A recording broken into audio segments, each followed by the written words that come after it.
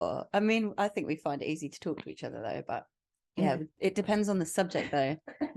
Because especially with paranormal stuff, I haven't studied it for a long time, so it's just an interest.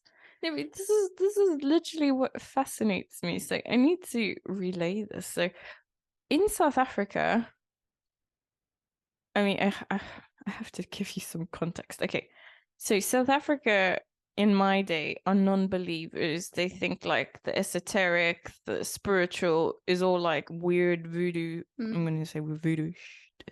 And sugar, honey, ice, and tea. And we have what we call witch doctors back at Musangomas, so which are African people. So obviously we're white people living in Africa, but it's not our home original place of, of origin. And so when you're sort of a person who's interested in this kind of stuff, you're getting put into the category of witch doctors, and witch doctors started getting a really, really bad rep, because in the newspapers there'd often be articles published about sangomas, witch doctors, stealing babies and chopping them up into For pieces. real? No, no, this is legit practice, because they use the body parts to make medicine. Literally, like, I know this sounds crazy, but this is the truth. So they call it medicine, they call it muti in our country. So anyway, so there's this kind of bubble or negative attention that's been put onto the subject. So when you say like, oh, I'm into spiritual practice or, psychic stuff or whatever, they'll be like, boom, and think of you, just have that association, and they just think of you as really, really strange. Shame as well. It's very judgy and jumping to conclusions and all of that. That's what I think. But so like my dad was basically from his youth was a non-believer, but what was I saying before I got really talking about voodoo doctors and the fact that you get a bad rep for believe or even talking about paranormal stuff. Okay, wait. This is very interesting. So my dad, okay, he was a very old father. He had me in his 50s. But, he said most of his life he was a non-believer in spirituality and ghosts and all that thing. And apparently on my parents' honeymoon, they went to Mexico and they were on this boat, and there was this, like, again, I'm going to say a witch doctor equivalent in Mexico, shaman healer. On the boat? Apparently on the side of the boat, and he was just shouting at my dad, like, oh. So he was obviously like, what the hell is this guy saying? Yeah. Very scared. And I mean, this is where we're going, but this is how the reality of this works. But basically, the guy said that my dad was a reincarnation of Louis XVII, Marie Antoinette's son. Right? Okay. So everyone knows the French Revolution, Marie Antoinette, or the expression like "let them eat cake," that kind of thing. And then from that day, it obviously freaked him out. So he started, and he was a historian as well. So he started getting into research about all of this sort of history. And then he sort of got caught up in this, I'm going to say, conspiracy theory that when the French Revolution happened, the son of Marie Antoinette didn't actually get killed, as history portrays it. But actually he ended up escaping, and then went and escaped to Scotland and became a Lord Crawford. I know it's out of there. But then basically my dad started going on this conspiracy theory that he needs to uncover the truth about who he is and who he became just as a... So did he believe this witch doctor then? Yeah. After not believing all of his life? Yeah, basically. Then when he turned 50 plus, someone shouted at him from the side of I'm going to say, this is what's happened. Maybe he needed this.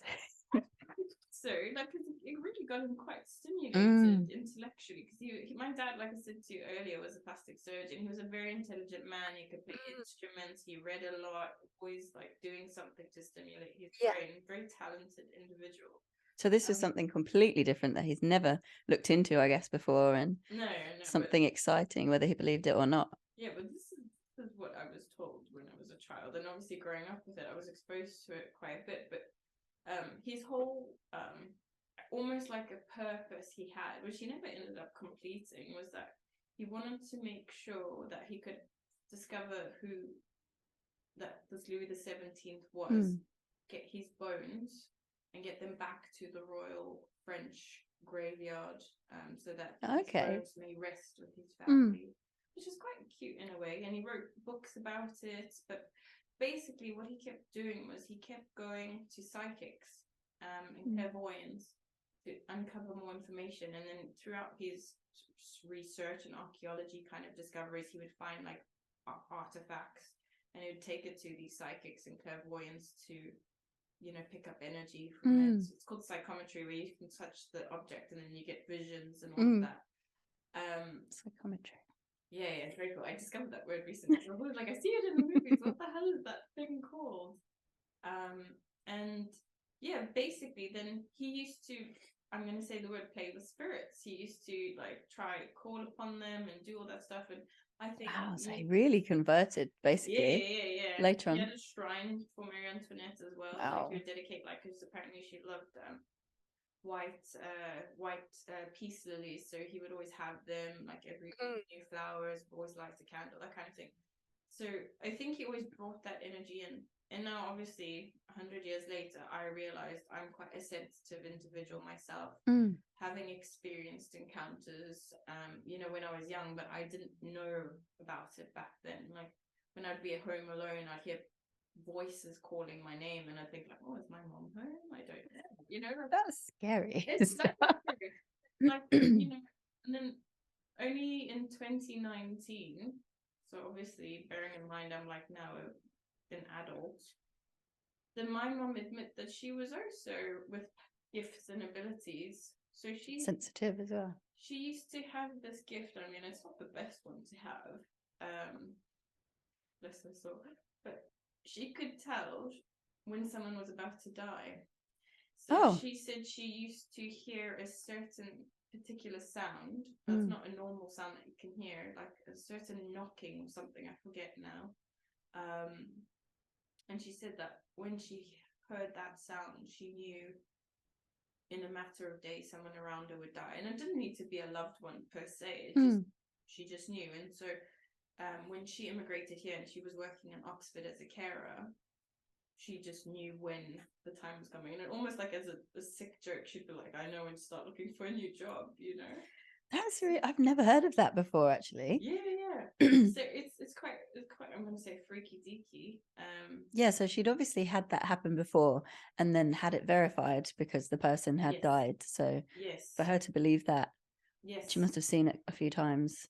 Yeah, and then eventually she said, for example, I mean, this is a crazy example, but it was like, it confirmed or validated that this is real, is that when I started dating an ex of mine in 2017, she said to me, you know, whether you're going to believe this or not, but your father visited me last night and he told me some information about your partner. So you should stop seeing him. I'm not going to say on the podcast. Okay. But so your father came to her in a dream, you mean? Yeah. So I mean, dream or a vision or state. But she basically said that she was lying in bed and it was like literally he lifted the cover and then came next to her and started discussing with her. So I was like, I know this guy. This is like literally impossible. Like it's not possible. Anyway, so I just ignored it. We dated for like 3 years or so. So then, I don't know, just call it like a year down the line, she's like, I'm really sorry, but your dad's come back and he's still relaying the exact same message. You need to like get on this because this information would result you not being in a relationship. And I was like, oh, this is so weird, but you know, like, should I go for it? Should I try? And then he came back from like a holistic healing course where he just looked like his vibration was on the next level. He looked like he was at peace with life, you know, sort of like a guru. Your partner. Yeah. Like nothing could bother him. And I was like, maybe this is the time we should ask this information. Okay, so this involved you telling him something or asking him something. Okay. And then I actually did. And then it was as if he saw a ghost. He was like, how would you know that? Like, how would you know that? And I was like, oh my God, this What? must be true. Oh, start! I really want to know what this is. I'll tell you off camera. Like, it's like, it was just so shocking. And then I was like, because you see all the movies and I mean, it freaks me out because I don't want to know, like, if there's a poltergeist or a ghost or something coming. And then I think, like, this is like real now, starting to get real life experiences. And I've had some very interesting experiences that when I've done ayahuasca and plant medicines, it's not everyone's experience, but some of my experiences are I get taken back into my past, and I get to almost be in a 3D third party viewer. That sounds amazing. Watching my experience. If it's good experiences. Yeah. I mean, I think it's very enlightening experiences because obviously for whatever reason the medicine, the teacher is trying to show you, you need to understand what happened here. So usually this could be as a result of a trauma, but then when you're in like the third party view, you're watching who you were with a lack of understanding, intelligence, or emotional intelligence. And then equally, you're watching the person who inflicted the trauma or perceived to have inflicted the trauma. But then you start to get information about, oh, this is what happened. This is why they said it this way. This is what they were going through. And then all of a sudden you start to go, oh, it wasn't actually how I thought it was. Yeah, and how you experienced it. Yeah. And then you start to go, okay, I must maybe forgive this person. Not maybe, like, then you start to develop compassion and you think, okay, no, I should forgive. And then you start to almost unwind these blockages. And then so that's like a healing thing then. Yeah, so it's quite cool. So then it sounds it. Yeah, and we can we always often misinterpret things because we always come at a situation from our own lives and experiences and what we're feeling, and emotions can lie to us and make us think things that aren't real. And especially I find when I understand why someone has done something or said something, definitely helps me to feel better. But forgiveness ultimately is about you. It's not about actually the person that's done something, is it? It's about freeing yourself. Yeah. And some people who can't forgive, they don't understand that. They think that to forgive someone is you letting them off the hook and saying that it's okay that they did the thing. But it's to free you. Yes. Personally. I remember that saying was like, you need to accept the apology from that person that you'll never get. Yeah. I don't think I said it the right way, but basically they'll never apologize, but you need to perceive that they have, so you can let go. You can move on. And you can heal. Yeah, it makes sense. But it's a multi-layered cupcake, that one. Yeah, definitely. And obviously there's depends on the trauma or whatever, but it does sound like you've had lots of paranormal experiences then. To draw from. So did you start off from birth not believing then, or because of your father did you always believe in paranormal things and that there was something else? Well, the thing is, I've always been open, this is like we were saying earlier, like it's a personality thing or a nature thing or incarnation thing, because it's part of my purpose is to work with this kind of stuff now. So I've always just naturally seen it. And when I watched movies, I mean, my brother and I used to watch movies that are like age 16, 18, like you shouldn't watch these horror movies or films or, and whenever I watched them, I was like, I'm really scared because I believe this is true. And then everyone's like, that makes it, that would make it much more terrifying. So now I've traumatized myself. And then I met a lot of spiritual people now, many years later, that say you should never watch those kind of films because actually you start to attract those kind of things into your... Well, that's really scary as well, honestly. I don't know. Do you believe that though? Because yes. So do you try and avoid horror movies now? Yes. Because that's the fear because I didn't believe in that stuff, but then I would watch a horror movie about poltergeists or something.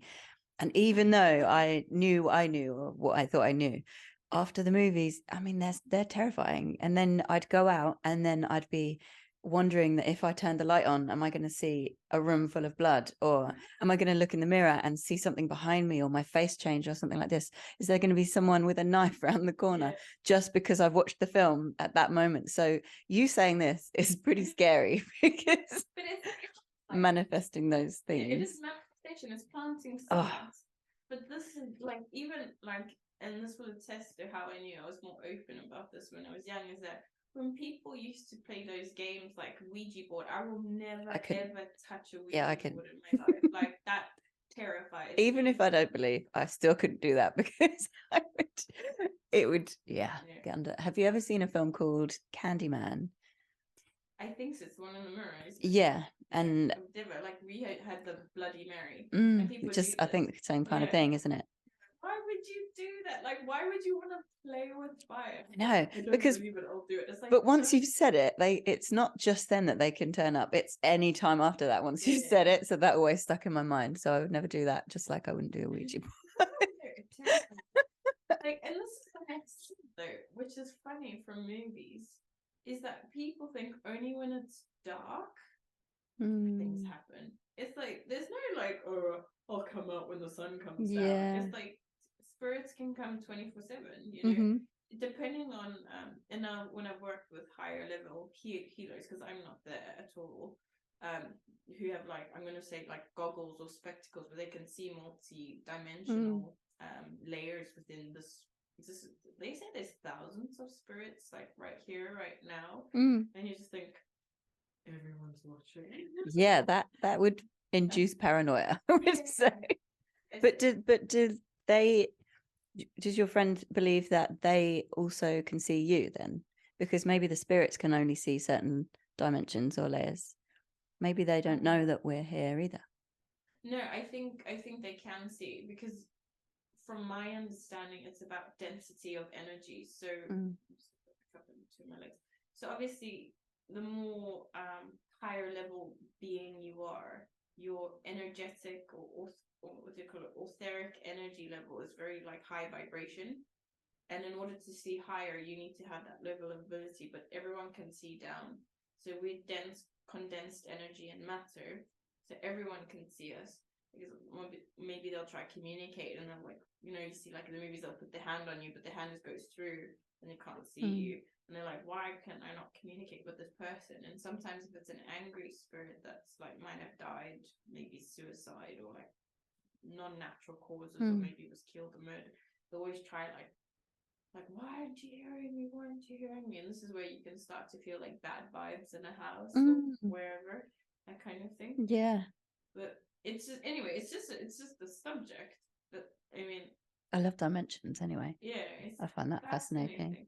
But when I heard that you went to university and studied this, I was like, what? I know, it's a bit crazy, and everyone that I tell that to, I think they just kind of laugh.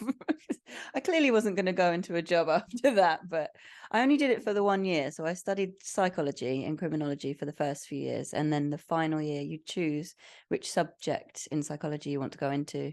So for me, it was between forensic psychology and parapsychology, and I've always been interested in the paranormal, so I thought, I'll do that. I'm not wanting to use it for anything. I'm just really interested, and I'd read so many books, and I just thought it'd be really fun to study it. So yeah, I did that, and it was really interesting. Like, what do you study? Like, what is the study of parapsychology? So if you had to get a job, what job would one get in parapsychology? Yeah. Teaching parapsychology. I don't know. I'll tell you. Okay, so yeah, I'll just be the teacher. We'll just continue in this circle. I don't know. I mean, I've read some books about people working for the government and working for the police department who have special abilities, for example. I know one person actually that works for one of the. Wow. So that's a thing, and that's not. I mean, it's not really spoken about, and we don't really know much about it. But these people are employed, and to work, along to try and help solve crimes and find things and remote viewing and things like that. So that's something I guess you could go into. I mean, you could be Ghostbusters, I suppose. I mean, I'm sure there's actual Ghostbusters in existence somewhere. Yeah. If you Google it, I'm sure you could find like an emergency service where you're having this problem in your house and you really need someone, like an exorcist or something. It could be an exorcist, I suppose. But would you say then, studying this, you would need to also have a predisposition with abilities of some sort or kind? So, well, the funny thing is, I don't actually necessarily believe in the paranormal. When I say that, I'm very science-minded, and I've always been interested in psychology and how the brain works, how the mind works, and I think we're so complicated, and it fascinates me. So, me studying that, I was seeing a lot of it. It was from a psychology perspective. So it was talking about all the different subjects, and then going through studies that have been done on these specific subjects, and then thinking about reasons why things might be the case, why they might be happening, why you might be seeing a ghost, or why you have an out-of-body experience or a near-death experience. So yeah, my fascination was more of how we have these experiences, less that there's something out there creating something, and more that it's within us. So what are some of the reasonings? I mean, that's quite interesting to hear from me. So if you're, I mean, as an example, would they say that you might be suffering from, psychosis, schizophrenia, personality disorders of various kinds? It depends what the thing is, what the phenomena is, or phenomenon, as to what it could be mentally. But for example, there's one thing where people, if they haven't believed in God, for example, and they haven't been religious, and then suddenly something happens and they believe. I'm not talking about miracles, but there's a study that's been done on the brain using electrodes, and they've measured a certain part of the brain and found that they could induce a God experience in people. And so when whichever part is stimulated, people feel like they're experiencing God and things like that. And that's happened to people in real life without being tested. Lots of people have experienced things like this and become religious all of a sudden for whatever reason. And that study shows that stimulating certain parts of the brain can give you these amazing, massive experiences that we then interpret as something. So I think it's the same as if I've not tried myself, but trying it, lots of different drugs can have these effects as well. And I've spoken to people before that have had all different effects and thoughts and feelings after taking certain drugs and during the trips, or whatever you want to call it. So drugs is definitely a thing that seems to be able to open your mind to feel things that you couldn't feel in our normal state of being. So things like that. Yeah, I mean, I can say, because I have tried different types of drugs as well as plant medicines. And I can just say one experience is when I was at a rave and I tried, what is it called? MDMA or ecstasy? I don't know what it is. A friend gave something to try. It was the first time I experienced euphoria. And it was a fascinating experience because I was like, I've never felt such bliss, such peace, such connection, such happiness, such unison or unity, feeling of one with people. And I felt what I perceive to this day as unconditional love. Like my body felt at peace. It was, the anxiety disappeared. It was just like, this is incredible. And for me, I was like, I have now received an understanding of what this ultimate higher power of happiness feels like. And then that was my lesson, because I never took it after, because I was like, the after effects were horrible, and I was like, what people do this? It's what they call the come down. Well, I'm glad you had the good experience though first. Yeah, but I think, again, because I always say that like universe intervened, and it brought me this experience, and I was like, now I know what I need to work towards and how to find ways to naturally do that. So I mean, that's been quite powerful. But when you come into plant medicines, where it's actually, yes, it's a drug, but we say it's a medicine because it'll have a lot of healing impact and effects. And it's natural, I guess, as well. So yeah, made from plants. But I mean, fundamentally, everything comes from plants, doesn't it? But that is a very powerful experience in itself. And I always use this analogy that our mind is like a hotel, and throughout our life we'll go through all the different rooms, but we never quite understand where the penthouse is. And it's almost that plant medicines open up, and I always use the analogy as well, it's like it gives you another pair of glasses that helps you to see something more in detail, in depth, and experience something that's always been within you. You just didn't have the key to open it, and you almost needed a guide or a teacher. Oh, I wish we could access all of our brain. Imagine what we could do. Limitless. I know, I love that film as well. So do I. I've been thinking about microdosing lately. Microdosing drugs. I watched a Netflix series on that. That was really interesting. But yeah, so I did have nitrous oxide once. I think that's just laughing gas. Oh yeah. But I had it in a gas canister at a festival. And even that opened my mind as well, because my perception completely changed. It was very, very short, like less than a minute, I think. But my perceptions changed, like how I was hearing things, how I was seeing things completely. And it just made me think that all the different drugs out there and the capability of the mind, obviously we've evolved to be the way that we are, to function and to get on and to survive and to keep going, and this is what works for us. But I really think that our brains have so much potential. When you hear about monks and people that can survive in freezing conditions for a really long time, or people that survive without breathing for a really long time as well, that's crazy to hear. But we're so powerful, and I wish we knew how to use it all. And I wish that I could come back in hundreds of years' time and see how we've evolved, if we do evolve more, like in our brains. AI is gonna take over. We're just gonna be wiped and actually, we might regress, mightn't we? But I did my dissertation in parapsychology was on out-of-body experiences. Yeah. Because I was just fascinated by them. And I wished I could have them. I never really tried, but I interviewed lots of different people, including my lecturer.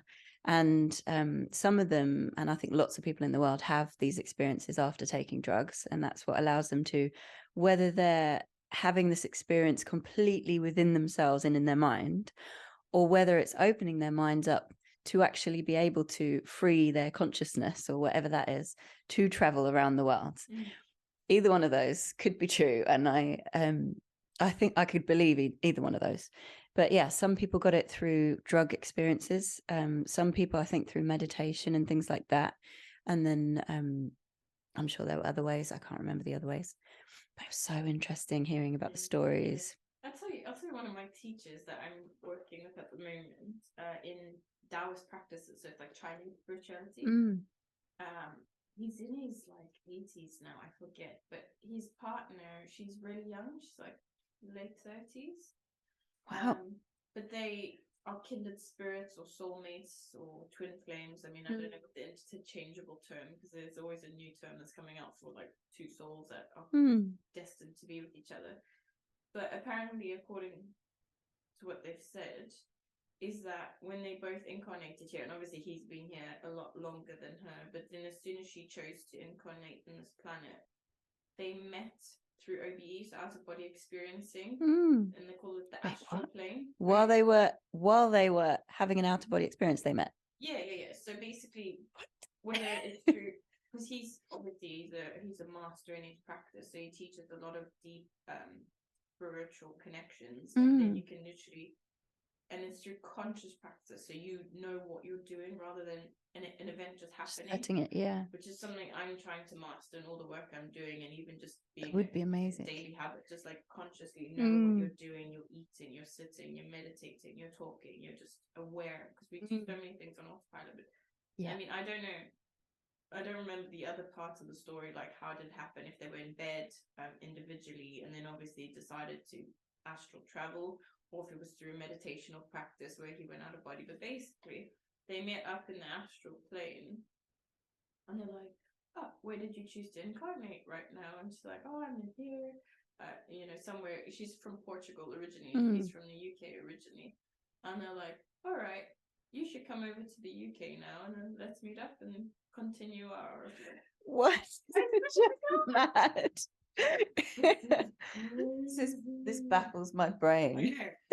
But this is the point. It's like I almost feel like Alice in Wonderland, where I'm attracting all of these incredible experiences and people. And I would need to talk to these people and find out more about this. Can you tell me more? Maybe I should write a book about this. Like, yeah. I love reading. I would read them. Definitely read them. So I want to write a book where it's like I can't make this shit up. Star, do you write things down? That experiences? Good. Oh, yeah. I used to when I was younger. And film myself. I'm just like, because it's more animated. Like, oh my god. Yeah, you definitely should, because you'd love to watch it back and read it back as well, and then you'd realize the amount, because you might not realize just how many you have. Yeah. Although it sounds like you have quite a few. Yeah, but I forget a lot because it's only like conversation exchange that like organically popped up, and I'm like in the moment I'm like I should write this down now before I forget it, that kind of thing. I'm fascinated by dreams as well, and what you were saying reminded me of that, because out of body experiences, when I was a child, I had a dream that I was in a certain place, and I remember it ever since, because it felt so real. I felt, even as a child, I felt like I'd actually gone to this place, and it was a sunny place. It was daytime wherever it was. It wasn't England, because I was asleep at night. It definitely wasn't England, but I was asleep at night time, I think. And I just remember thinking how real that was, and it convinced me that it was real and that I'd traveled in my sleep. So I wonder if it is real, if we'd be able to do it like that, and just in basically showing that when you're in altered states of consciousness, that's when you can do things that we don't understand, or we can't do normally because we don't know how. Doesn't mean that we can't. Well, that's where I'm coming to. I love dreams anyway. I think this field of work is such a higher level of intelligence that we don't know yet how to articulate it, define it, because I think it's like quantum physics. It's just a very it's also fascinating. Yes. But isn't it funny that you get judged harshly for being interested in something like this, when actually it does take a different kind of way of thinking to be able to, even if you don't believe in it, to just play with those kinds of thoughts. Well, I feel like part of my work when I work with people is to just open up the mind a bit. Like, it could sound so crazy, it could sound so daft, it could be really weird, but maybe it could be true. Because people go, no, it's not true. I'm like, okay, have you done your research? Do you know about it? Have you explored the ends of the earth? And I think generally when people have those very fixed opinions, they don't. They just hear something, they think, oh, that sounds crazy. I didn't learn about that in school, science. And then they just, batter it down.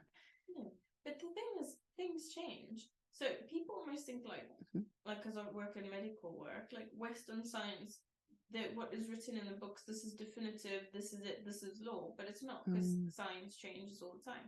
Because now with what's it called, because you brought it up in my mind, is with Wim Hof, like challenging to do ice cold baths and holding your breath for a really long time, and then you can actually exert more output. So there's this exercise that you have to like you do just like normal push-ups within a minute, and people can get away with like just say probably 10-15 push-ups, maybe more if you're really fit. And then you do this exercise where you hold your breath for as long as possible for a multiple period of times, and then you hold your breath and then do the push-ups again, and you like almost double your output. It's really crazy, because I've done these people that people, just normal people. And what? Basically, that's mad, because you've not got oxygen going around either. That doesn't make any sense. Exactly the point is that it just doesn't make sense, but it makes sense. But this is, you can try this at home and you can do it yourself, and then as soon as you start seeing differences, you're like, maybe I should start thinking differently. But Wim Hof, who I would say is classed as a very alternative person, is actually, through his work and proven his work, has made Western science have to rewrite understanding about the immune system. And it just shows you things are not fixed. Like, they're not. We're learning all the time, and the mind is so connected to the body. So if you think, like, you can raise your heart rate just by thinking about it, or you know that if you think of a certain thing, your heart will increase or decrease by your breathing. It's so, the mental is so connected to the physical, but we don't ever talk about that really. mind-body and connection. stress, and and one of my favorite books in the last say 10 years that I've read is is a, is a science book, and it's called The Intention Experiment. Yeah. And it's actually written by a journalist, I think, and she's interviewing lots of different people and going through studies that have been done, scientific studies, paranormal psychology studies, all about the subject of changing the physical world with the power of our minds. I think you'd find this book interesting as well, because it talks, there's lots of different sections, and there's healing section, there's there's just so many different ones, and mass prayer section as well, even. But it starts with this person is doing experiments on plants, and he's attached electrodes to the plants, and he's measuring responses to things, and he's measuring stress responses, I think. And so he just had this thought at one point, what would happen if I set fire to this plant over here? And then the electrodes went crazy. Yeah, but he just thought it, and then obviously thought, that's very strange. That's not supposed to happen. Was that because of, could it have been because of what I was thinking? So then he did it again and had the same thought, but had the actual intention of doing it, because there's a difference. And the same thing happened. So yeah, the beginning of the book starts with this this being turned into an actual experiment, and then it moves on to shrimp and small things and food, and then it moves on to people, and it's just fascinating. And it changed I'd say it changed my way of thinking completely. And my father is very skeptical. He's very science minded. He's not religious. He doesn't believe in any of that stuff. He read the book and he couldn't believe what it was saying. And then he went and verified the sources and the experiments and things. And I'd say that hopefully it's changed his way of thinking as well. Yeah, even subtly, Opened his mind. 100%, I think. But I think, because I think about that as well. Like, is this why people pray before they eat food? Because across all religions, I was really fortunate when I was in high school, in second year of high school, in religious education. Our teacher, who used to be the head principal, took us to all different places of worship. And you got to see how they eat, how they behave, what their schools of thought are. And it was really enlightening. And like at the time, you're just a child, you're like, why am I here? I want to go home, I want to play. But now I'm just like, this is like quite a rare experience to have had. You know, like for example, eating, the monks would not talk whilst eating. And they want you to be so in tune with your food. And then I think like, okay, but what if you want someone to pass you the rice? And then literally they would just, whether, you know, the way I experienced it was like they would just beam intention. And then the other monk would look up and he'd be like, there you go. This is so crazy. And meanwhile, I'm like, I've done tests like that in my own head when I was younger, thinking that people could read my mind, but didn't know. Yeah, I just remember being on a firefighting course, and I kept on thinking, I thought this thing, and then this person did it, the firefighter in front of me, and then I was like, wait a moment, did he do it because I thought it? So then I started experimenting and thinking different things, and it kept doing things that I was thinking. Just reminded me of that. But there must be something, because I think to myself, if you're in company with someone that you really don't like, and then you almost go into that negative, like, oh God, maybe not God, but you know, all of a sudden, I've always got this impression, then you start to emit bad vibes. You get what you give, and what you put out and what you receive. And then I start to think, even if you are like, maybe for example, if you don't like someone or you don't like the situation you're in, you almost pollute it more with your thoughts. That's kind of scary as well. Intention. It's like, again, back to, this is what I'm trying to master in my life is conscious behavior, conscious thinking, conscious eating, conscious thinking, conscious speaking, everything. You know, like stupid example, brushing your teeth. You're like, oh, I don't know what I'm doing. Or like sometimes you don't know how you drove home. You just know you got home. That scares me as well. I know. And sometimes. Like, was I paying attention? Like, and I think to myself, could I have blocked an accident? Like, would I be? Because I remember this one time, when I was in auditing, I had to drive in South Africa. I had to drive to this client every day, and it was the first time I had to drive for like 4 hours a day, which obviously is something you need to adjust to. So going from like 10, 20 minutes to that, with doing an intensive day, like managing a big team, managing clients, I was literally falling asleep at the wheel, and my brain was going, if you continue to close your eyes, you're going to die. And I was like, I know. I don't care. I was like, I don't mind. And I thought, this is so weird. Like, where's my fight or flight now? You know, you were obviously comfortable in that car. I've had an experience like that as well. It's scary. I don't know if I'm afraid to die. And this comes back. No, but in general speaking, like I mean, I'd say that's a good thing, really, as long as you still have the instinct to live. Yeah. No, but, and the want to live. I need to rephrase that. Maybe you just go backwards. Like, relax. I think because this comes from a spiritual belief system that reincarnation. Yeah. So I think I'm going to either continue into another life as a human, or I might go up, I might go down. Depends. Are you religious as well, or not? You see, this is the thing. Or just spiritual? I don't know what I am. I don't think I'm anything, right? But you believe in something. You believe you will come back somehow, some way, somewhere. Well, I've got different theories, and these are personal theories I've come up with, is that I feel like your soul, this, higher energy. I think of Dragon Ball Z. There's this program where it's like this little ball of energy and light. So this is your soul. And I feel like it gets broken down into like a puzzle. And every puzzle piece is a life. You come in, you choose a certain lesson, you choose a certain path, you choose a certain pattern. And when you accomplish said mission, that's when you die.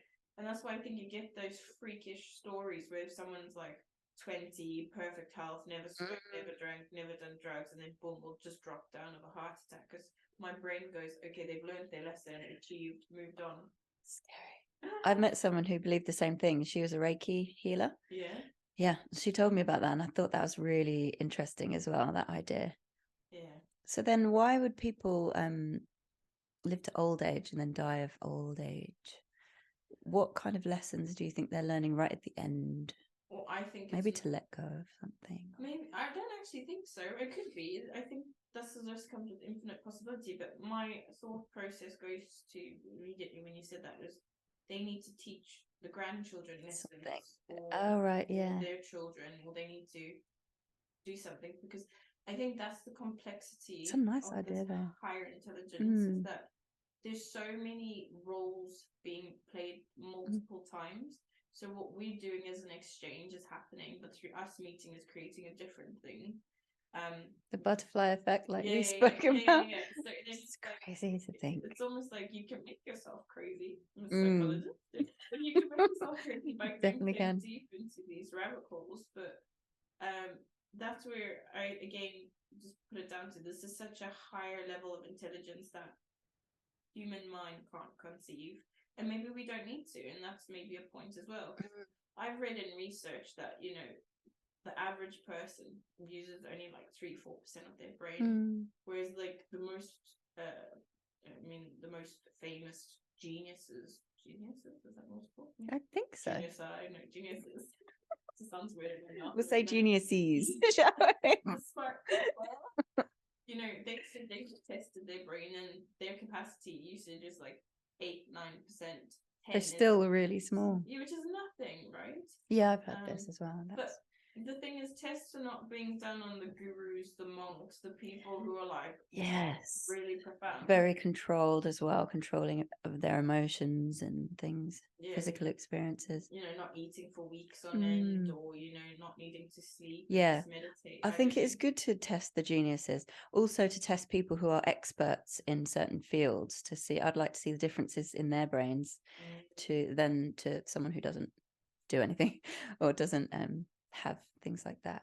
But yeah, monks as well. I think there would be I definitely think there'd be a big difference, because also when you train your brain, every time you train your brain, you make new neural pathways, and the implication with that is that you're going to be using more of it, and I think also people who maybe have brain damage or epilepsy or something like that, or they've had part of their brain cut off, that would be strokes. That would be really interesting to see how theirs are different as well, because they would have to relearn, because we think that research shows, we think that certain parts of what we do is just fixed in certain parts of our brain. So if you get rid of that, or it dies, then you lose that ability, like for example, to speak or something. But yeah, it's coming out now that the brain, the other side of the brain, can learn these things maybe in different ways.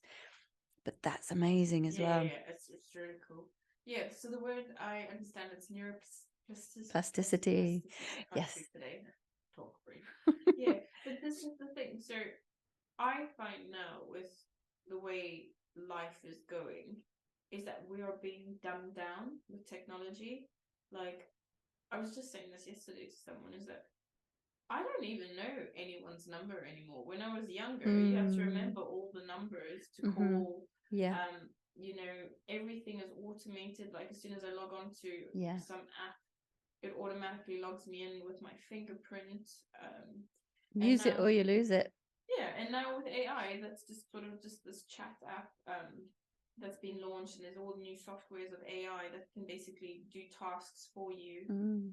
It's like you're basically being rendered to not use your brain anymore. I had this thought just earlier when you were talking about AI taking over and talking about what it might look like in the future. Maybe we'll actually go down and not use as much.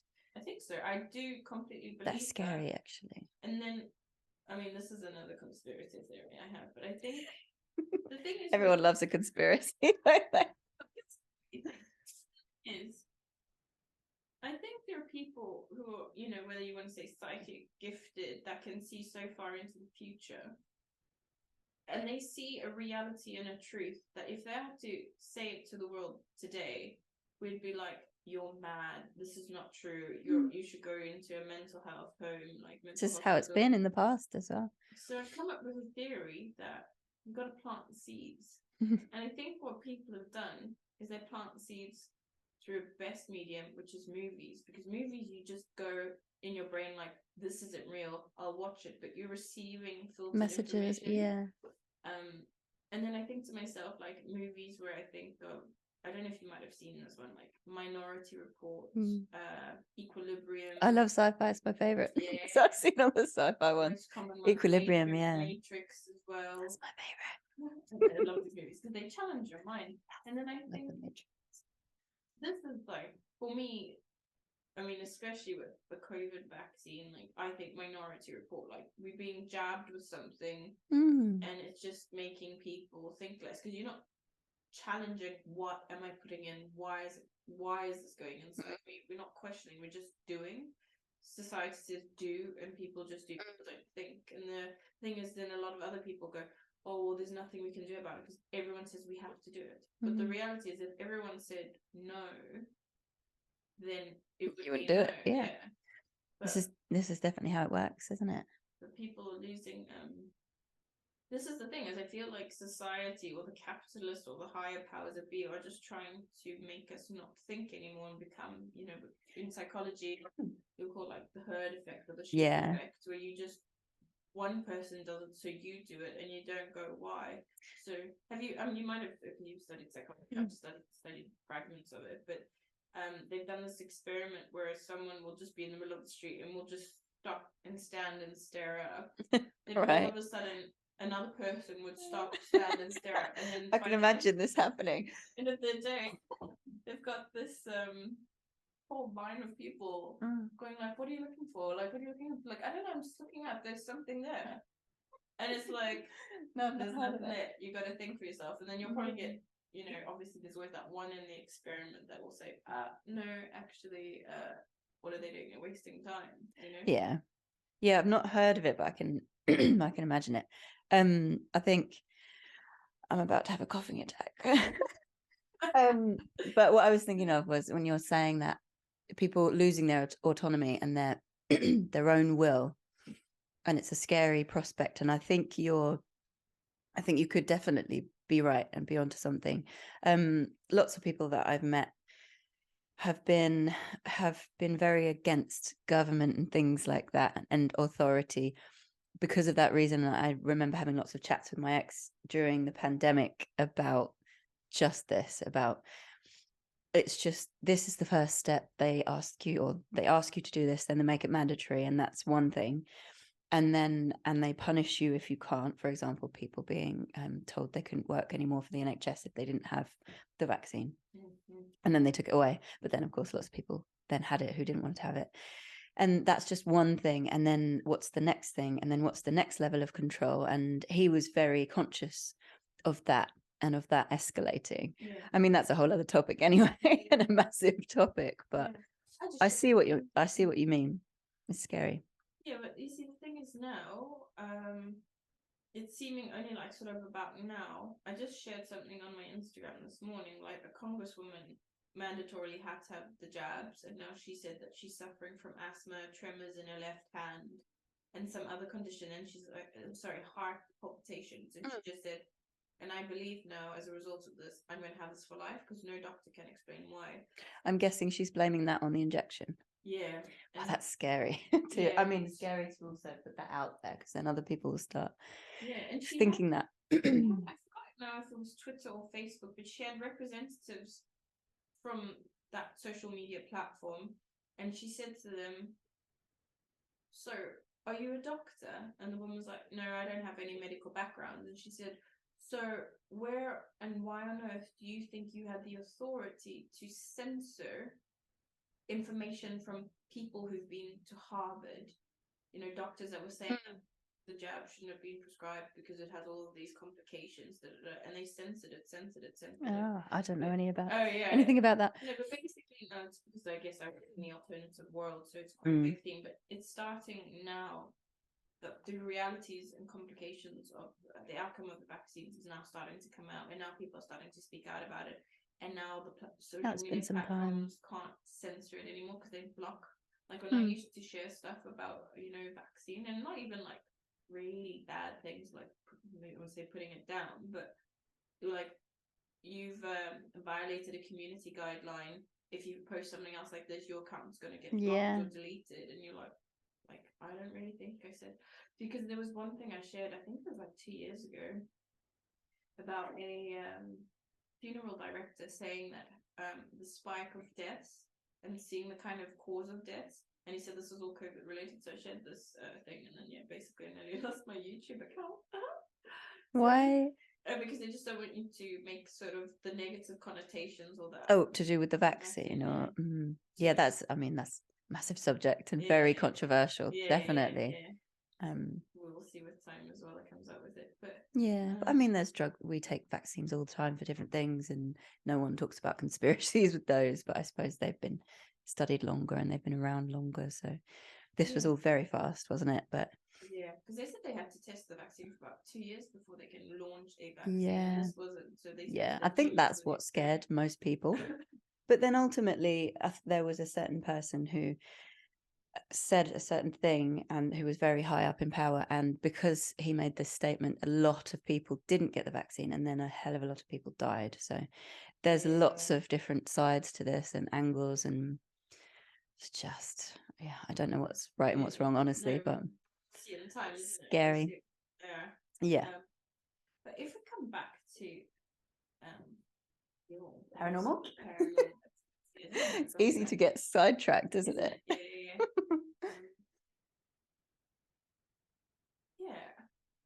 So if you're someone who's been raised scientifically minded, and then now you've studied this Paranormal-Psychology, I mean, what would you say do you follow religion, a specific religion, or would you say? No, I'm not religious. Have you become more open to spiritual work, especially now that you've met a lot of people that have like almost challenged your mindset, that kind of thing? Yeah.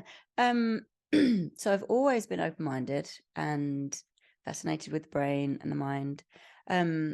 I've always thought that I was spiritual in a way, but I couldn't really say why I felt that. But I think that's just because I was interested in, I call it alternative science, just interested in the science that we don't learn in school and we don't talk about, and quantum mechanics and all of that. it hasn't made me more, I don't think it's really changed how I already felt about it. And if someone asked me yesterday, I think, if I believed in paranormal activity, basically in the paranormal, and I said I don't, but I do. I think it depends, for me, it depends on what we're talking about. So I believe that everything, there's a reason for everything. There's a reason why this happened, why that happens. There's an explanation for everything. I don't believe in magic. And because I'm not religious, I can't believe that that it's come from someone else. But I do still think that some paranormal type things, the paranormal activities, can be created by ourselves or by other people, and that can explain what it is, where someone might interpret it as magic or paranormal or religious experience. I would just say maybe it is the same experience that you're having, but it's come from this thing. That was a really long-winded explanation, but I know what I'm talking about. But it really just depends on what we're talking about. So if you were to say about ghosts, for example, because we've been talking about spirits, I've not had those experiences myself. I've not seen those things or felt those things. So I'm coming very much from that perspective. And people generally, if people haven't had those, I think they probably tend to not believe that they exist. But I can't discount all of the people that have had these experiences. There's a reason why all these people have had this experience. So then I look into, or I think about, and I studied where they could have come from, and all the different things like we were talking about earlier, whether it's drugs or psychosis or other things. But at the same time, I also have read this book, The Intention Experiment, and I know that there's been so many scientific experiments on the power of the mind to affect the physical realm. So then that comes into it when I think about lots of different paranormal things, because I think, well, for example, if you're thinking of a poltergeist, which most people would say is a spirit or an angry spirit or something, and then I'd be thinking about all the studies that have been done on paranormal activity and poltergeist activity around certain areas or in certain rooms, people's houses, and they've studied I think a lot of the time there's been adolescent children around, and so they've studied those children and things like that. And yeah, it's really interesting. But I just come at it from a very sciencey perspective, and it doesn't mean that I don't believe in it, but it just means that I don't believe it is necessarily what other people might think it is. But with out-of-body experiences, for example, that could literally be anything. There's so many different things. Like I said, it could be that we are literally leaving our bodies, our consciousness or our soul, as you said, could be leaving our bodies and traveling around the universe, or it could be that we're having this experience in our minds. So I'm open to either of those possibilities with that specific thing. Yeah, I think it's all the answers, isn't it? Because it's again, you're playing in a field of multiple level of things that it could be one thing, could be all things. Yeah, could be nothing. We could be just making it up. Yeah. But so like, and another thing that I remember reading about, and when we're talking about what you could do with this as a job, is I read about a book all about remote viewing, if you've heard of that. Yeah, I have a friend who's just started studying it. Yeah, which is quite interesting.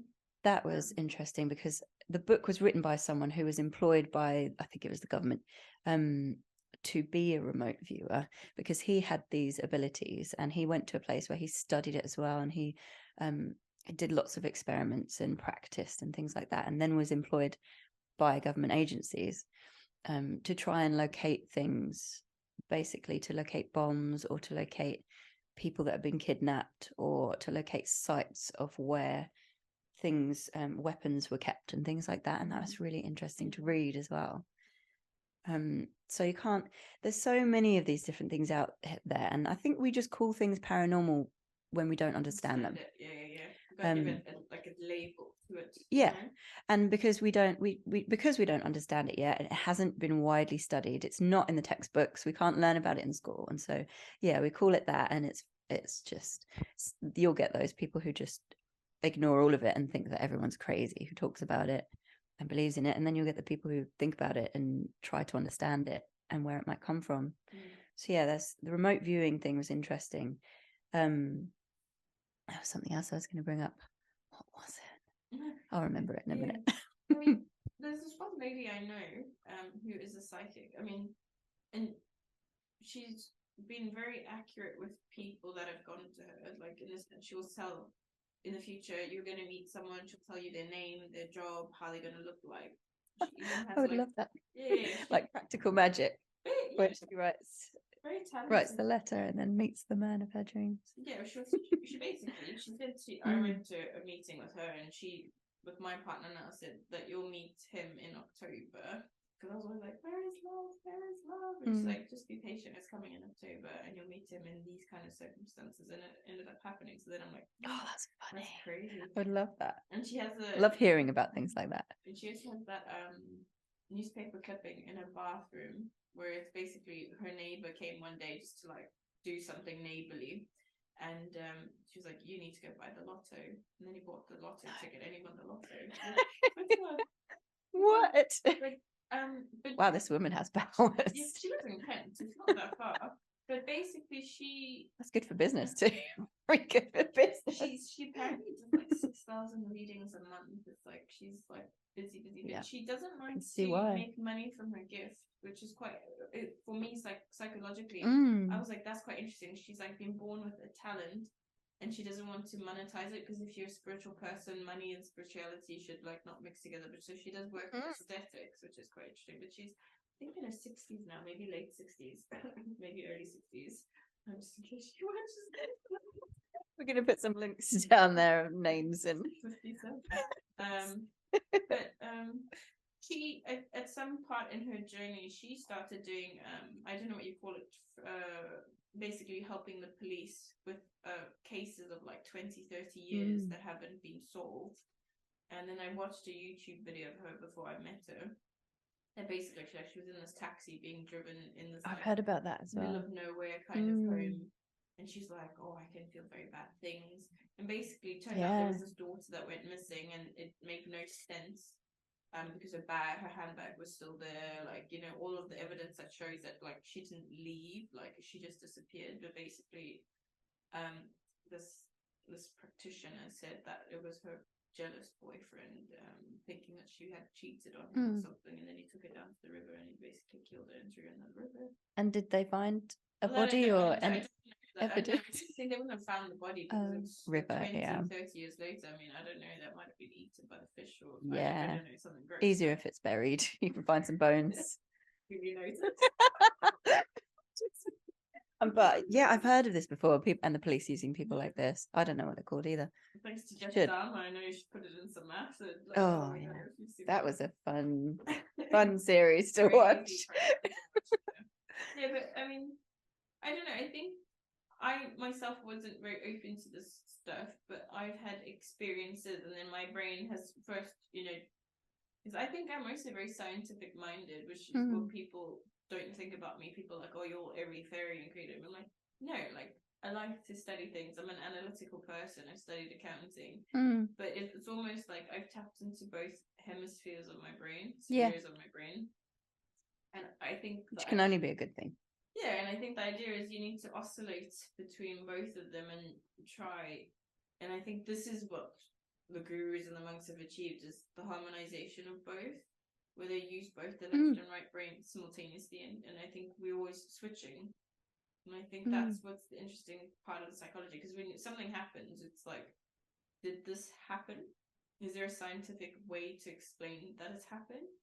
Or could it literally be something paranormal? You know, and I get people all the time going like, oh, this happened, there's a ghost in my house. And I'm like, no, it's just a draft. Like, sorry, like, I don't mean to post about this. You know, I love watching the ghost hunter series. They're so fun, but at the same time, doesn't mean I believe it, but they're still fun though, aren't they? But so many people do think that they've seen ghosts and do see things. And I remember now what I was going to bring up. You can't just, for people that don't believe in the paranormal, which is their prerogative, you can't just say that thousands of people are lying. That's not it's not a fair statement to make. So for example, I'm also really fascinated in time. I love all sci-fi stuff basically, but time, I find it amazing, and our perception of it and how it changes, and with our perceptions as well, and what it actually is. And I read a book called Time Storms, and I'm definitely buying that book and I'm reading it again. I need to get my hands on it, but it's full of stories from all different people around the world, of their experiences with what they call time storms, which is, for example, where someone is driving down a road and then something happens with their car, it malfunctions or something, so they'll stop and get out, and then they'll go wandering, and then they'll lose time, and they'll come back. Something may happen or not. They'll come back to their car, go home, and they'll realize that hours have gone by, or even days. And the book talks all about these. It's the first half of it is full of just accounts from so many different people saying pretty much the same thing. And I'm pretty sure that most of the people won't have heard of time storms or these kinds of experiences before, because I hadn't heard of it before I read this book. So I don't think that they would have heard that, taken that information, and then had an experience that way, if you know what I mean. So yeah, that's it's just UFOs, isn't it? Like in UFO sightings. There'll be people all around the world, or it wasn't a book I read, it was, I think, an article or research paper, but basically people all around the world have claimed to have been abducted by aliens, and will obviously relay the kind of experience they had, how they, like, the most common one they say is like how they've been probed, or things taken, or blood and tested and basically assessed, and then people go, that's a figment of your imagination, or deem them to have some mental health issue. Yeah. But then when you have literally people all around the world who have never met each other, different cultural upbringing, different exposure completely, yet relaying the exact same type of accounts, then you have to start thinking, maybe there's something to this. Yeah. We won't know, at least for the next kind of while anyway, but it's just fascinating to know that there's something more to just waking up every day and just going to and it's a very comforting thought as well. Someone in my family actually had an experience with UFOs like that. So that was really interesting to read. However, he did go into a mental hospital for a while, so it's very intertwined, I think it can be. But this reminds me also of near-death experiences, because so many people, and I've read a lot about this and watched things about it, and so many people have similar things and experienced similar things. And we don't know if maybe that is a coping mechanism when someone is dying or under anesthetic or something, or if it's actually there is something else and they're seeing that and they're on a different plane or something. It's just fascinating. I probably said that word about 50 times during this conversation, but it is. I mean, I think I had an ND last year, not last year, 2 years ago. Really? Yeah. I woke up one morning urgently needing to pee. Urgently, like I was like, I'm about to piss myself, looks. Sorry, my language. But then I was in an Airbnb, and then I had to like run up this little, we were like in I don't know, like a hut kind of tree house kind of thing. That sounds fun. Which was attached to a normal house. And then I had to like run up this house. I ran up these little stairs to go into the toilet. And then as I sat down, I was like, whoa, like I can feel something's wrong. Like, and then I was like, I know, because obviously from the work I do, I was like, I know I'm about to faint. And then literally I went blind and deaf. So then I literally grabbed the door handle to like fall to my knees. Scary. It was terrifying, obviously, because you're like, what the hell's happening? And you were in a toilet somewhere in an Airbnb. Well, this is the beauty with, it was in East London, which turned out we were right next door to a hospital, literally East London Hospital, less than Queen's Mary Hospital, I think it was called, less than 5 minutes drive away. So again, interesting way of how a universal intervention happened. But I basically got to the floor, shouted for my friend, and then I woke up in the arms of my friend, and I was like clammy, sweaty. I could feel like just almost like a zombie. But apparently I'd been unconscious for over 2 minutes, which in terms is like oxygen stops going to the brain damage can happen. Well, so you stopped breathing for 2 minutes? Yeah, I completely was unconscious, like literally. So this is what I was related to. Yeah. And then When you faint, you normally keep breathing, as far as I understand. So basically I looked like he said I died. So I was like, okay. But when I came back, like I could just, because it's a weird thing that I experienced, but I felt like I was pale. I felt like I looked not okay. And he said my face was blue, my lips were blue. And then he said to me, are you okay? Are you okay? Like, how are you doing? What's happening? And I was trying to talk, but I couldn't. So I was like really struggling. And then I said, and then he said, okay. Then he tried switching his language to yes or no questions. And then I could just faintly nod yes or no. And then ironically as well, that week he was learning about how women have strokes or heart failure or anything like that. And knows how to like look after them, and he just swooped me and took me to the hospital. So is this a medic? He's not a medic, no. Oh, this was your friend? My friend, yeah. Oh. But his partner taught him that week about how to manage people. And it turned out I had good timing. A TIA, which is a transient ischemic attack, which is like a stroke, basically. Yeah. But an anomaly to the hospital, because they were like, you're That's fit, you're healthy, young. Yeah. And then for a few weeks, so I was paralyzed on the left side of my body. I couldn't function. Like an example with the piano, like I tried like 2 days later to go to the piano, and I was like, I just can't. I would pick up a knife and fork, because you still think you can do as you could normally do. The knife and fork would just fall out my hand. That's awful. Went to the chiro. Awful experience. Yeah, went to chiro, and he's like, something like lopsided on your face. Anyway, weeks later, like you wouldn't even know. There's occasions where I'll slur. Lucky. But then I felt different since I came back. So I've put it down to, I had an NDE. I went and had a spiritual upgrade, and I've come back. And ever since that event has happened, my life has just changed. When was that? 3 years ago, did you say? 2 years ago, 6th of June, 2020. So did you have 21 for a year. Do you remember anything from when you were out? Or when you say near-death experience, you mean the actual experience of nearly dying? No. So this is like, I know a lot of accounts people have a lot of experiences that they can see things, they'll go places, they'll meet with loved ones. Accounts people, did you say? No, no. Accounts of people. Finance. I didn't have that intermediary experience, but what I can say is, as a person, I felt different. I felt like, but you can't put your finger on it.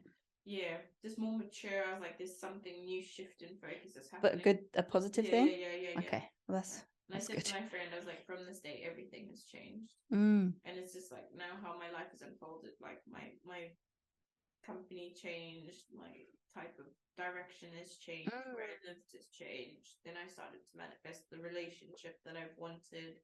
And it's like boom, boom, boom, everything's falling into place. So positive. Yeah. From a horrible experience. Yeah, so it's like I almost had to die. Yeah. But, based on what the doctors relayed, is that I should have been brain damaged. Yeah. I should have probably died. Why? What brought it on? No idea. And so they don't, that's scary. Yeah. So obviously for the last year and a bit, I've been going. But you woke up first. If you hadn't have woken up first to need the toilet, you might have died in your sleep. That's terrifying. Yeah. And I'm grateful to not have this experience. Like, I lived to tell the tale. But it was just like, so your body told you that you needed to wake up. Yeah. First, which is, and then you were able to call your friend. Yeah, and that's horrible to think about. Sorry. Again, but what positive outcome? Yes, steer it back that way. Then I'm like, well, could that be classed as an ND? I think so. Yeah, not in the traditional sense of you saw things or heard things while you were having it, but it definitely was a near-death experience, absolutely. So I don't know, but yeah. And it's changed your life for the better. Yeah, which I think NDs usually do. So I think from what I've read is a lot of people have them, and then either they're now with spirit or they have like psychic abilities. Yeah, beliefs that they didn't have before. And which we're going back to like now are religious, like things. So I don't know.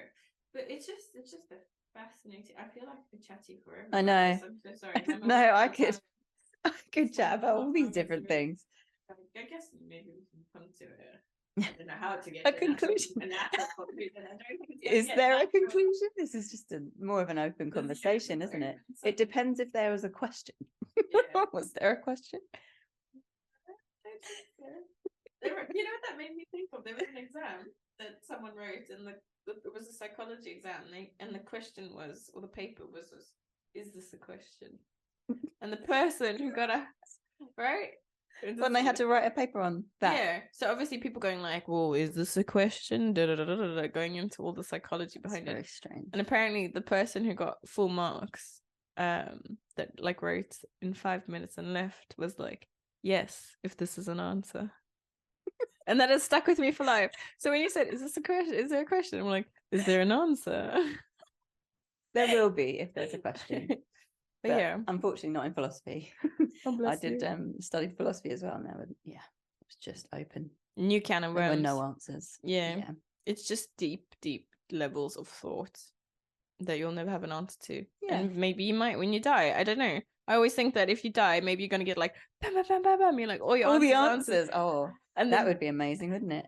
I think death could be exciting if you thought of it the right way, if you framed it the right way, and you believed certain things. It could definitely be exciting. But yeah, paranormal. I think we're going to get lots of answers in the years to come on lots of different paranormal subjects and explanations, and maybe that won't be nice for a lot of people who had certain beliefs, but maybe I think ultimately it will help us, and it will make more people open-minded as well, as like a shift in focus almost, or belief system, and or who knows. And that's the exciting part about it, is stay tuned, that kind of thing. It's not a negative thing at the end of the day. It's things that it keeps us curious and keeps us wanting to move forward and to learn things, and that's really important. Anyway, in life. Yeah. Life lessons. Okay. I'm gonna try. We'll wind down for today, but thank you. I'll probably get you back on again, and we'll talk about some more about it, or maybe we might read some more books or research and want to just discuss it more. But specific subjects. Yeah. But yeah, thank you for sharing that. I was just like, oh my God, I can't believe this is actually a legitimate thing to study at uni, and most people don't realize it does exist. Yeah. And that's why I wanted to get you on here, is obviously just to say like, wow, this does exist, encourage people, just broaden your mind. Not saying you have to believe, but just listen to something different and go, huh, that's interesting, or that's a load of hogwash, or but it can open avenues, like you said earlier with the butterfly effect. You never know when you start looking into things what might come of it. And the funny thing was, I was watching a series about the paranormal just recently on Netflix. The Lockwood and Co. No not that one. And I kept on seeing this speaker on it, and I recognized him, and then I saw when it said his name, it said lecturer at Northampton University, and I was like, that was my lecturer, Paranormal-Psychology. No wonder I recognized him. So it's funny we're having this chat now. Yeah. Amazing. Okay, cool. Well, thank you, lovely. You're welcome. Good chat. Yeah, it was great. Thank you. It's been 1.5 hours, which is crazy, no? How do you know? I got my timer there. Almost, I can't see that far. Yeah, glasses, darling, glasses. Yeah.